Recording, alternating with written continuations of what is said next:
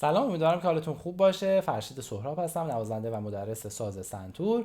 توی این ویدیو قصد داریم قطعه شماره 20 از کتاب گلنار استاد پشنگ کامکار، قطعه رحمه خدا رو با هم دیگه کار کنیم و نکاتش رو یاد بگیریم. قطعه ساده‌ایه و اگر قطعات قبلی رو خوب کار کرده باشید با این قطعه مشکل خاصی ندارید. قسمت به قسمت با هم دیگه نوت‌خوانی می‌کنیم و اجرا می‌کنیم و اگر نکته‌ای داشت در طول قطعه با هم دیگه بررسی می‌کنیم.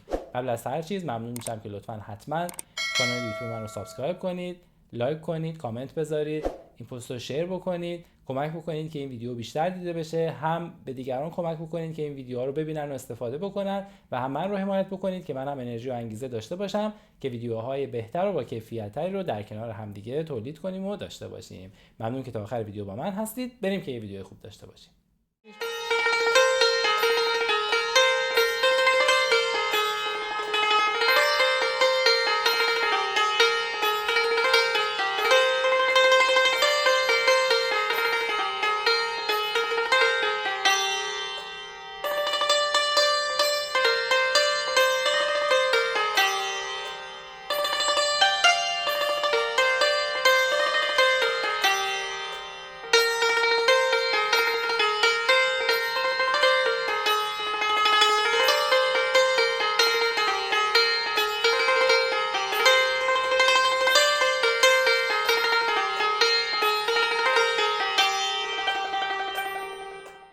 خب این قطعه شماره 20 6 8 و شمارشش به صورت 1 2 3 4 5 6 میشه. هر جمله این قطعه 4 میزانه، یعنی ما 4 میزان میخونیم و میریم جلو.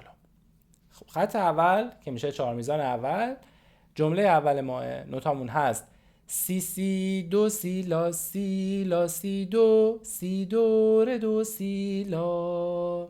اجراش میکنیم روی ساز.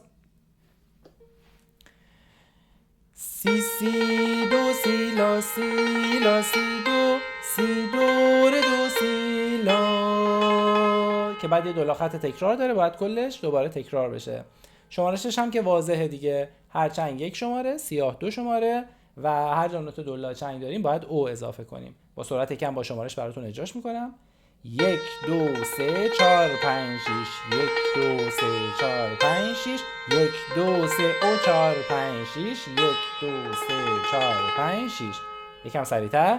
1 2 3 4 5 6 1 2 3 4 5 6 1 2 3 و 4 5 6 1 2 3 4 5 6. میریم سراغ جمله دوم. ر دو سی لا سی لا سول لا سی لا سی دو سی لا سول لا سی دو. یه لا سی دو اول خیلی سریع آخر خط اول یه لا سی دو میزنیم که این لا سی دو به عنوان تک ریزمونه و بعد ریز میگیریم به اندازه 3 شماره و بعد 4 5 6 که سکوته. پس این قسمت رو اجرا میکنیم. ر دو سی لا سی لا سول لا سی لا سی دو سی لا سول لا سی دو. حالا با شمارش میزنمش. 1 2 3 4 5 6 1 2 3 4 5 6 1 2 3 و 4 5 6 1 2 3 4 5 6. پس ببین این لا سی دویی که میزنید شماره 1 شماست. 1 2 3 یعنی این شروع ریز ماست که به عنوان تکه و حالا بعد شروع می‌کنیم به ریز گرفتن. به هر حال ما 3 شماره زمان داریم برای اجرای اون مجموعه تکمون و ریزمون. پس میشه 1 2 3 4 5 6. تکرار میشه این جمله بار دوم دیگه، به جای این لاسی دو و ریز یه دونه تک سل میخوره. پس بار دوم میشه 1 2 3 4 5 6 1 2 3 4 5 6 1 2 3 و 4 5 6 1 2 3 4 5 6. میریم سراغ جمله بعد. خط سوم 4 تا میزان آخر خط. ر ر ر ر ر دو سی دو ر دو ر دو سی لا سل. اجراش میکنیم.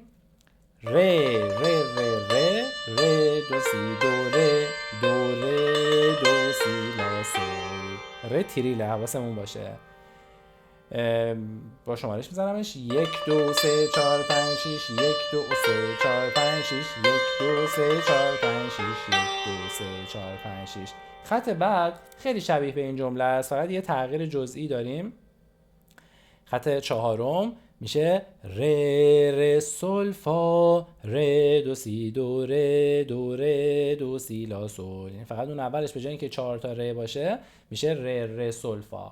میزنم خط چهارمو، ر سل فا ر دو سی دو دو سی لا سل. میشماریم 1 2 3 4 5 6 1 2 3 4 5 6 1 2 3 4 5 6 1 2 3 4 5 6.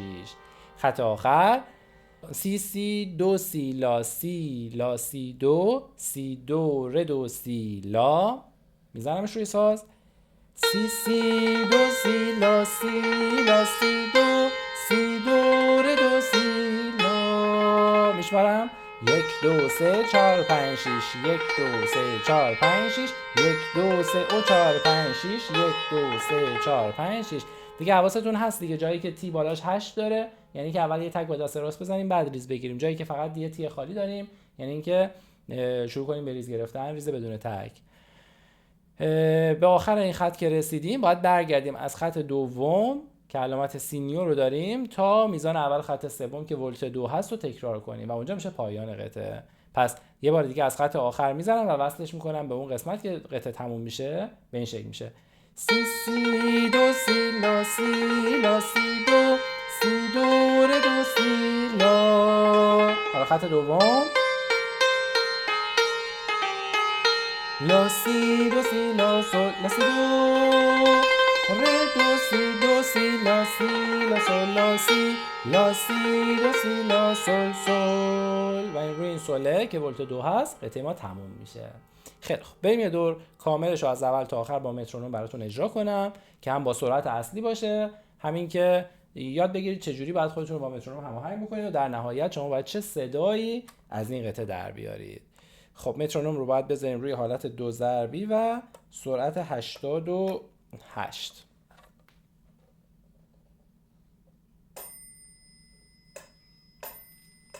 یک دو سه چهار پنج شیش یک دو سه چهار پنج شیش یک دو سه چهار پنج شیش یک دو سه چهار پنج شیش یک دو سه چهار پنج شیش یک دو سه چهار پنج شیش.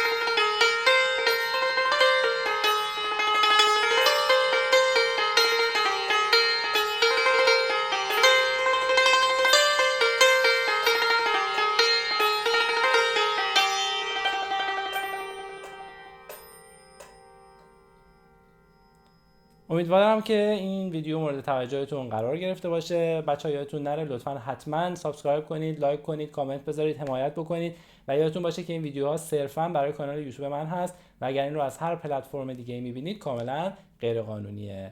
خوب و خوش باشید.